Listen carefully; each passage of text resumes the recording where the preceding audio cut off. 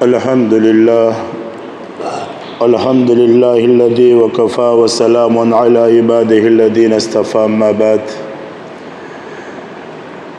میرے عزیز ساتھیوں، بزرگوں، بھائیوں،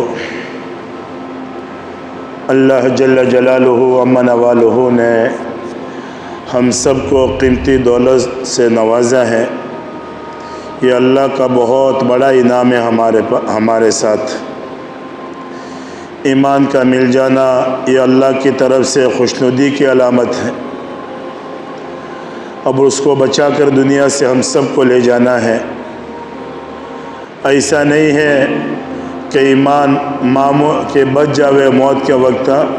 شیطان بڑے بڑے حملے کرتا ہے، تو اس کے ایمان کے ساتھ ساتھ، اعمال کے ساتھ ساتھ دعاؤں کا بھی اہتمام کریں ہم۔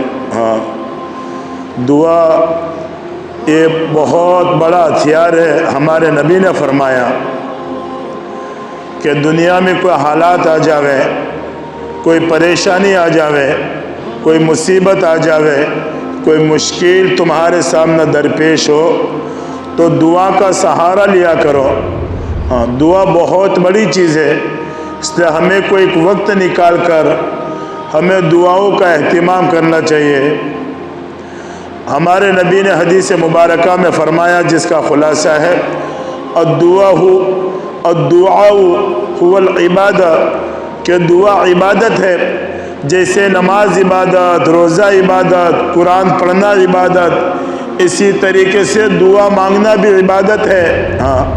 خالی ایسی تیسی چیز نہیں ہے، یہ بہت بڑی عبادت ہے، ہمارے نبی نے فرمایا۔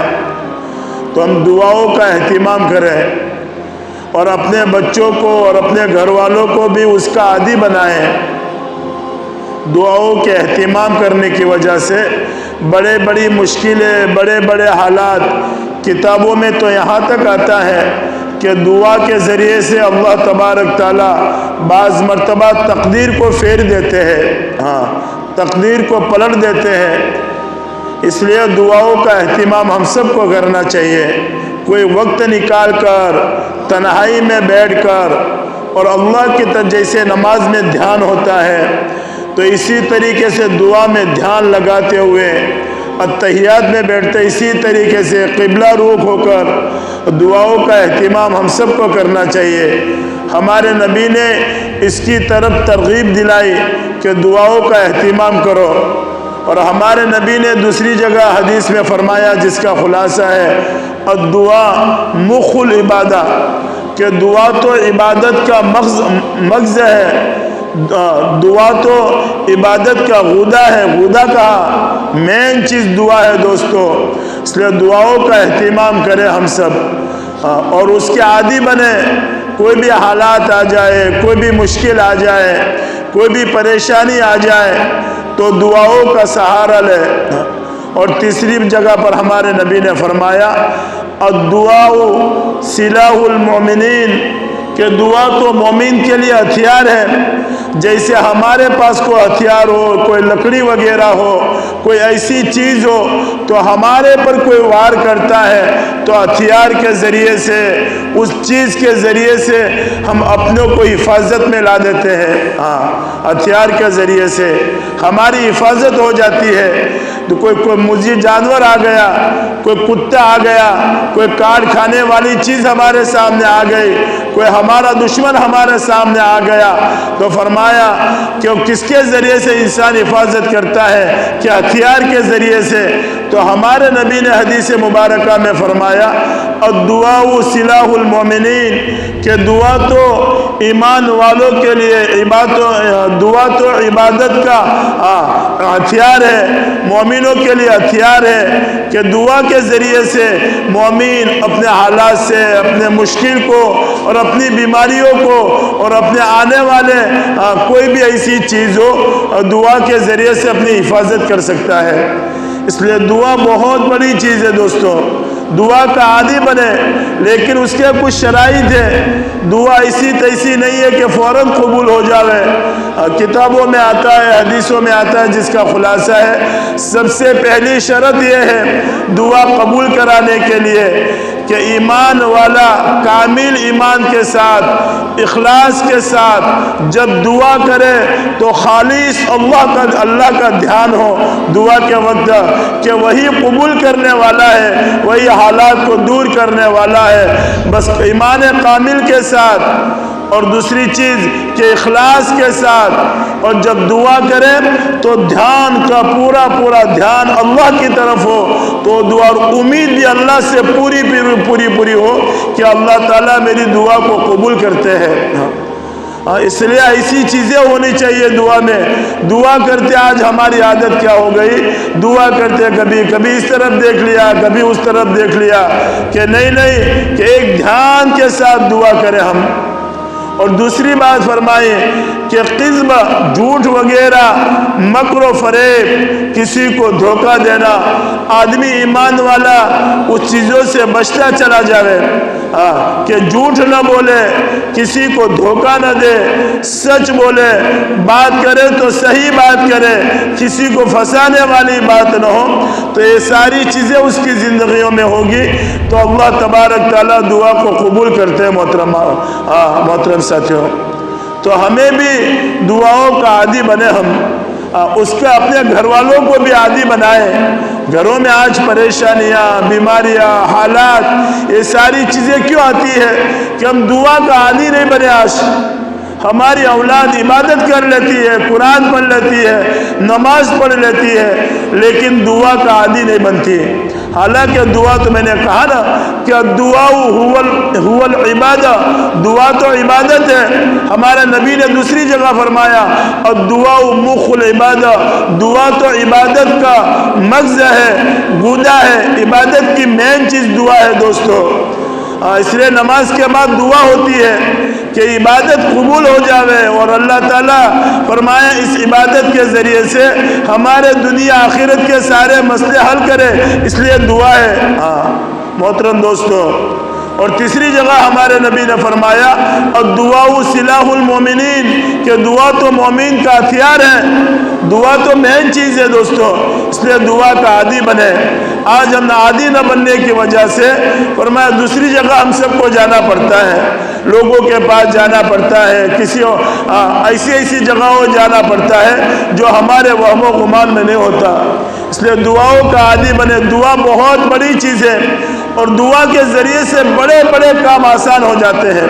صحابہ کہتے ہیں، سیرت میں ملتا ہے صحابہ کی، کہ ہماری زندگیوں میں کوئی حالات آ جاتے، کوئی پریشانیاں آ جاتی، کوئی بیماری آ جاتی، کوئی ایسی چیز آ جاتی، فرمایا کہ ہم فوراً دعا 2 رکعت پڑھ کر باری تعالیٰ کے سامنے ہاتھ اٹھاتے تو کام اللہ تعالیٰ زمین پر رہ کر ہم کھڑے ہوتے، وہ آسمانی سارے مسئلے اللہ حل کر دیتے تھے ہمارے۔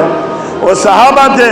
ایک مرتبہ ایک صحابی گھر میں آئے، بیوی محترمہ نے کہا کہ گھر میں کوئی چیز نہیں ہے، فاقہ ہے، بہت دن ہو گئے کھاتے ہوئے، کھانے کی کوئی چیز نہیں ہے گھروں میں، گھر میں فاقے ہے۔ تو صحابی فوراً بازار کی طرف نہیں گئے، ہم سب کو سبق سکھایا۔ وہ فرمایا مسجد میں آئے، 2 رکعت پڑھی اور اللہ کے سامنے ہاتھ اٹھایا اور اللہ کو کہا تو ہی فرمایا سارے اسباب کا حل کرنے والا تو ہی ہے، تو ہی مشکل کو حل کرنے والا تو ہی ہے۔ اللہ کی طرف ہاتھ اٹھا کر وہ صحابی گھر پر واپس آ گئے۔ فرمایا کوئی چیز آئی کہ ابھی تک نہیں آئی۔ دوسری مرتبہ مسجد میں گئے اور اللہ کی طرف متوجہ ہو کر پھر سے گھر واپس آئے۔ فرمایا کوئی چیز کہ ابھی تک نہیں آئی، ہمت نہیں آ رہی۔ حالانکہ ان کی نمازیں تھی، دعا تھی، لیکن بار بار اللہ امتحان لے رہے تھے۔ تیسری مرتبہ مسجد میں آ کر اللہ کے سامنے 2 رکعت پڑھ کر دعا کر کر واپس گھر پر آئے تو فرمایا کوئی چیز آ گئی گھروں میں، کیا پرانا جو پتھر تھا، چکی تھی، وہ چل پڑی جس میں سے آٹا نکل رہا تھا، اور اتنا آٹا نکلا کہ سارے برتن میں نے بھر لیے۔ گھر میں کھانے کا انتظام باری تعالیٰ نے کر دیا۔ कैसे हुआ? बाजार में नहीं गए, उसी अल्लाह के घर में आकर 2 रकात पढ़कर और दुआ कर कर अल्लाह की तरफ मुतवज्जह हुए तो अल्लाह ने काम आसान कर दिया दोस्तों। इसलिए हम भी दुआ का आदी बने, अपनी औलाद को भी दुआ का आदी बनाए, अपने बच्चों को भी दुआ का आदी बनाए। आज तो क्या हो गया, रमज़ान आता है दुआओं का एहतिमाम कर लेते हैं, नहीं ज़िंदगी दीन में कोई एक ऐसा वक्त निकाल कर कि तन्हाई हो, कोई काम काज न हो, खालिस अल्लाह से बात हो रही हो, फरमाया कि 10 मिनट 15 मिनट अल्लाह के सामने हाथ उठा ले तो अल्लाह ताला काम को आसान कर देते हैं दोस्तों। आज वो चीज़ें न होने की वजह से हमारी औलादें हमारे हाथों से जा रही हैं। हमारी औलादों के बारे में दुआ नहीं है, बाज़ारों में दुकानें जाते भाई नौकरी की तलाश, लेकिन अल्लाह जो देने वाला है उसकी तरफ हम मुतवज्जे नहीं होते। हालांकि आज 3 बीमारियां हमारे समाज में, हमारी कौम में और हमारे ईमान वालों में। हालांकि ईमान वाला तो दूसरों के लिए सबक था, ज़िंदगी गुजारने का एक नमूना था, आज खुद वो बेसहारा हो गया। किताबों में आता है, एक बहुत बड़े अल्लाह वाले ने कहा है, आज उम्मत मुस्लिमा में 3 बीमारियां आम हो गई। एक सबसे बड़ी बीमारी वो आम हो गई कि फरमाया सूद के आदी बन गए हम सब। हमारी औरतें भी सूद के आदी, हम भी सूद के आदी। मोबाइल लाना है, अपनी ज़रूरत नहीं है इसी, लेकिन ख्वाहिशात को पूरा करना है, उसके लौट पे मोबाइल, सूद पे मोबाइल, हफ्ते पे मोबाइल। हाँ, हमारे घरों में आज वो बीमारी आम हो गई। इसलिए वो सूद से बचें। हाँ, जो सूद लेने वाला और सूद देने वाला लेने वाला वो अल्लाह से ऐलान जंग करता है कि मेरे मुकाबले में आ जाओ। अल्लाह कहते हैं कि ज़िना से भी बहुत बड़ी भयानक चीज़ें वो सूद है। आज हम कहते हैं लोन वगैरह ये कोई मामूली चीज़ नहीं है, हमारी ज़िंदगियों का चैन सुकून ख़त्म कर देती है। आज मामूली चीज़ों की वजह से फ्रिज भी लोन पे आ गया, हफ्ते पे आ गया। हालांकि वो सूद लोन पे देते हैं, वो ब्याज वगैरह चढ़ा के देते हैं सब। अपने उलमाए किराम से तहकीक करें उसकी। बड़े अल्लाह वाले कहते हैं, किताबों में आता है, ये जो उम्मत मुस्लिमा में ये बीमारी आम हो गई, सूद की बीमारी आम हो गई तो अल्लाह की मदद भी हट गई। असली ईमान वाला मारा फिरता है। हालांकि ईमान वालों के लिए अल्लाह की मदद यकीनी है, लेकिन ये चीज़ें होने की वजह से अल्लाह नाराज़ हो जाते हैं। और दूसरी चीज़ फरमाई, हमारी जवान नस्लें नशे के आदी बन गई। हाँ, नशे के आदी, ऐसी नशे की चीज़ें इस्तेमाल करती है जिस पर अल्लाह ताला जन्नत हराम कर देते हैं। ऐसी चीज़ें इस्तेमाल कर रही है। इसलिए अपने औलाद की हिफाजत करें, तरबियत करें, उसकी हम सब की जिम्मेदारी है दोस्तों। और तीसरी बात किताबों में आती है कि अल्लाह वाले ने फरमाया कि तीसरी बात बदकारी आम हो गई हमारे ईमान वालों में, जिससे अल्लाह का गुस्सा और अल्लाह का गज़ब और कहत आम होता है, खुशहाली आम हो जाती है। फरमाया वो चीज़ हमारे घरों में और हमारे जवानों में और हमारे अंदर आ गई, बदकारी हमारे अंदर आ गई। इसलिए 3 बीमारियां बड़ी हैं जिससे हमको भी बचना चाहिए, हमारे औलाद को भी बचाना चाहिए और और अपने घरों में उसके मुज़ाकरे भी होने चाहिए। सबसे बड़ी चीज़ कि फरमाया सूद आम हो गया, और दूसरी चीज़ कि बदकारी आम हो गई, और तीसरी चीज़ फरमाया कि नशा आम हो गया। इसलिए अपने बच्चों को हम सबको संभालना चाहिए। यहाँ पे ऐसे हालात चल रहे दुनिया में कि ईमान वाला किस तरीके से सूद में मुब्तला हो जावे। अल्लाह ताला मुझे भी और आपको भी दुआओं का एहतिमाम, इन चीज़ों से परहेज करते हुए ज़िंदगी गुजारने की तौफीक अता फरमावे। दुआओं का एहतिमाम करे दोस्तों। हमारे नबी बार बार कह रहे हैं, हदीसों में आता है, अद्दुआ हुवल इबादा, अद्दुआ मुखुल इबादा, अद्दुआ सिलाहुल मोमिनीन। इसलिए दुआओं का भी एहतिमाम करे। अल्लाह मुझे भी और आपको भी अमल करने की तौफीक अता फरमावे।